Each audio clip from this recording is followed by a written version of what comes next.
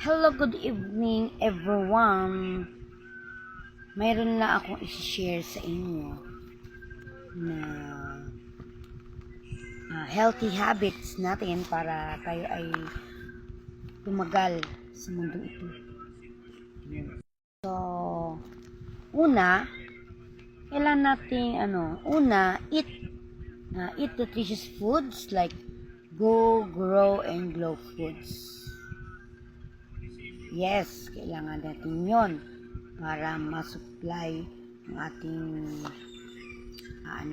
katawan ng mga masustansyang pagkain. No? And then, pangalawa, rest or sleep 8 hours a day. Yes, kailangan natin yun para tayo ay magkaroon ng energy at di tayo magkakasakit. Pangatlo, drink 8 to 10 glasses of water a day para iwas sa UTI, no? At same time, malinis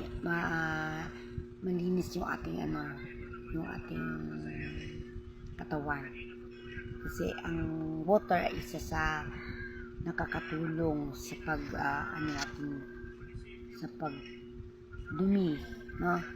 Para labas lahat ng ating mga dumi sa katawan. Pang-apat, always wear your clean clothes every day. Yes, kasi di ba pag lumabas tayo, sa labas kasi may mga mga bakterya na nasasagap natin na dumidikit sa ating mga damit. Siyempre pagdating sa bahay, kailangan natin magpalitan, no?